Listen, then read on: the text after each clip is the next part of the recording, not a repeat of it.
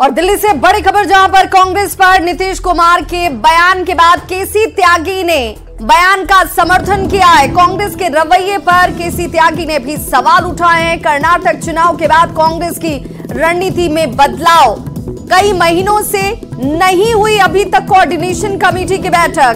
अगर बड़ी पार्टियों का रवैया ऐसा ही रहा, यही रहा, यूपी, बिहार, तमिलनाडु और बंगाल में कांग्रेस को दिक्कत होगी। पूरी पार्टी नीतीश कुमार के बयान के साथ खड़ी है।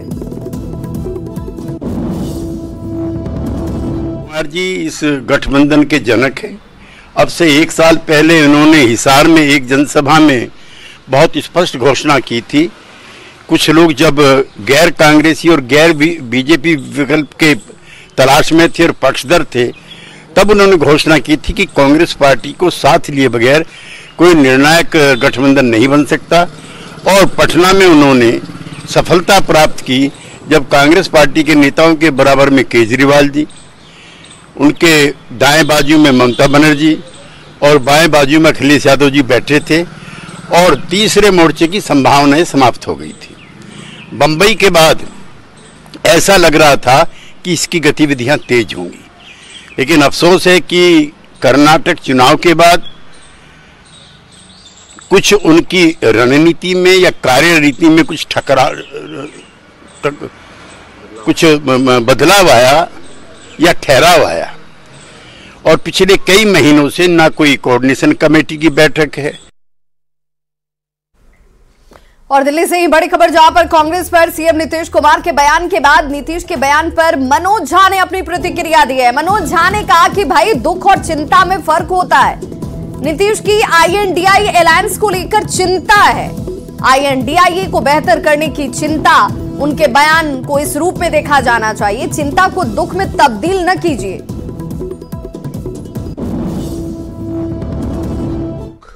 दो अलग शब्द है, चिंता को दुख मत बनाइए। चिंता सबकी यह है ना कि जो विकल्प हम देश के सामने रखना चाहते हैं उसमें देर ना हो। उन्होंने दोनों चीजें कही।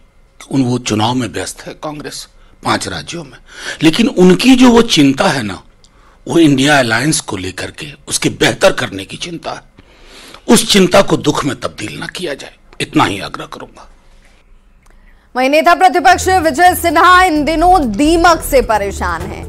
अपने सरकारी आवास पर पोलो रोड को लेकर विजय सिन्हा ने आरोप लगाया कि उनके पूरे आवास में दीमक लगा हुआ है, लेकिन सरकार इसकी सुध नहीं ले रही, कोई सुन नहीं रहा। उन्होंने कहा कि जिस तरह सरकार में दीमक लगा हुआ है, उसी तरह उनके बंगले में भी भ्रष्टाचार का दीमक लग गया है। विजय सिन्हा ने कहा कि जानबूझकर उन्हें बिना तैयारी के दीमक वाले बंगले में भेज दिया गया, जहां कोई व्यवस्था ही नहीं है। वहीं मंत्रियों के बंगले में रोज लाखों रुपए खर्च किए जा रहे हैं। विजय सिन्हा से बात की संवाददाता शैलेंद्र कुमार ने। अपने आवास को लेकर नेता प्रतिपक्ष विजय सिन्हा सरकार से नाराज हैं और उनके आवास का ये हाल देखिए कि जो कमरा जिसमें वो रहते हैं उस कमरे का ये हाल है। दीमक के कारण पूरे कमरे में जो लकड़ियां लगाई गई थी उसे हटाया गया है और चारों ओर दीमक ही दीमक नजर आ रहा है। हमारे साथ विजय सिन्हा मौजूद हैं। विजय जी, ये कमरे का हाल ऐसा कैसे हो गया? देखिए, जिस समय हमको शिफ्ट कराने के लिए पूरा प्रेशर था कि विधानसभा अध्यक्ष अपने आवास में जाएंगे, आप शिफ्ट कर जाइए, हमने कहा कंप्लीट करके दीजिए। इन्होंने ऊपर से पेंट कर करके कंप्लीट करके हमको भेज दिए। आज स्थिति है कि ये पूरी तरह से दीमक लगा हुआ है। ये दीमक वाली सरकार है और ये दीमक जो है हर विभाग में पूरी तरह से लग गई है। ये अंदर से सरकार को इसी तरह से खोखला कर रही है और सरकार को, मुख्यमंत्री जी को हम बार बार चेता रहे हैं, सावधान कर रहे हैं कि मुख्यमंत्री जी, बिहार की जनता की गाढ़ी कमाई का किस तरह से दीमक लग करके खोखला कर दिया है। ये बिहार को खोखला कर रहा है। आप सत्ता और कुर्सी के लिए आंख मूंदकर मत बैठिए, सच को देखिए। दीमक के तरह संविधान को चाट रहे हैं, संवैधानिक संस्था को चाट रहे हैं। बाकी मंत्रियों के बंगले का भी क्या इसी तरीके का हाल है? अब पता नहीं, हमारे बगल में तो भवन निर्माण मंत्री है, करोड़ों करोड़ खर्च किया गया है। एक बार इसको जारी करना चाहिए पब्लिक डोमेन में कि किसके भवन में कितना खर्च हुआ है। और अभी खर्च किए तो साल भर के अंदर, साल पूरा बताइए ये स्थिति कैसे बनी है? हिम्मत ये तमाशा, ये दीमक की सरकार पूरी बिहार को दीमक की तरह चाटने में लग गई है।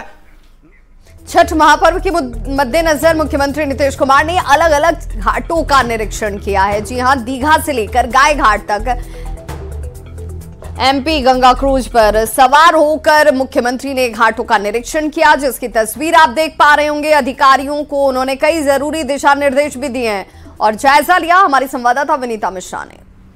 छठ महापर्व के मद्देनजर घाटों के निरीक्षण का दौर शुरू हो गया है।